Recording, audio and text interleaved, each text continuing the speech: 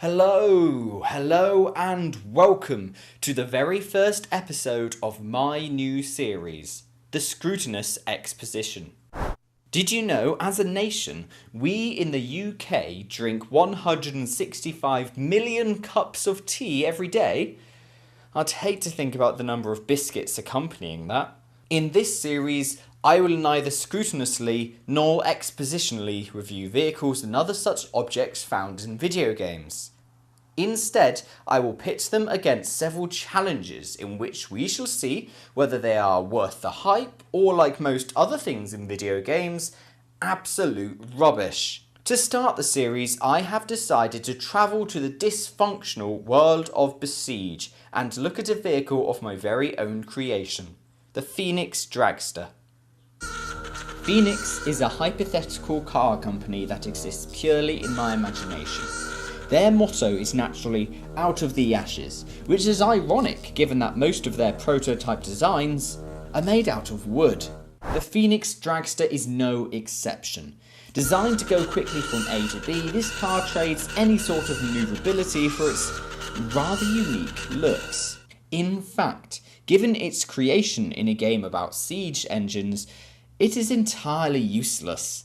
But since when did that serve humanity? The Phoenix Dragster goes about as fast as a drunk cheetah chasing a slightly more drunk deer. Its wheels spin 2 times as fast, whatever that means, which gives the car insane wheel spin and the tendency to swing its back out despite being all-wheel drive. This makes it all but impossible to control, unless you're the very best, which I'm not.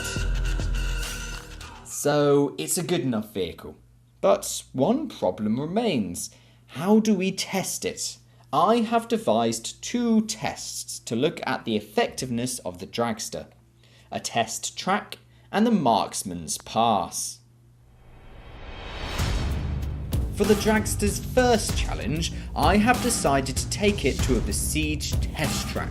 This track will test the manoeuvrability of the car as well as its durability, because with the Dragster, you can never be sure whether it's actually going to go where you want it to go.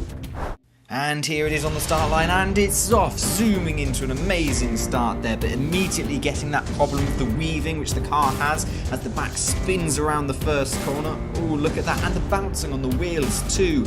Hits into a boulder, sends it rolling as it flies down that second straight towards that second corner. It's managing to keep control of it there, so how's it going to fare into the second corner? Is it going to fare okay? No, it's not. Bouncing, skidding. Oh, and look at that oversteer as it hits the tree. Puts it on fire as well with those flames on the front, and it's across the line. So, that was successful. The Dragster completed the track in 29 seconds 26, which is pretty average for a creation in Besiege. However, this doesn't actually tell us anything other than the car can go around the track, which is useless. What we really need is a challenge and some archers. I've taken the Dragster to the island of Ypsilon, to a fabled area called the Marksman's Past. Here, travellers must use a mix of speed, turning and armour to slip past the archers stationed on a nearby ridge. This presents a problem, as the Dragster has no reliable turning nor any armour, so we must rely purely on speed. Here we are on the start line, ready to go, and we're off, zooming towards the Marksman Past. We have a lot of speed here to bring us into that ramp. Are we going to avoid any of those archers' arrows? It looks like we are. We've got the speed, and oh, we've lost a bit at the top of the ramp there, and oh, right, yes. And we're back again, zooming towards the Marksman's Pass. Again, we have the speed we need to carry this stunt off, and we've lost it immediately, but can we save it? Oh, back spins out, and we need to get that turning in, but as the front of our car lifts up, and right. Here we are. Take a breath, and we're off. That speed is what we need. Can we continue it? It looks like we can. We got a good angle. Oh, that's very good. Lost a little bit there as we get that turning in. We don't want to rev it like we did last time. And we're up. And victory. That is a victory for the Phoenix Dragster. So, what have we learnt? We've learnt that the Phoenix Dragster is utterly pointless, but surprisingly charming.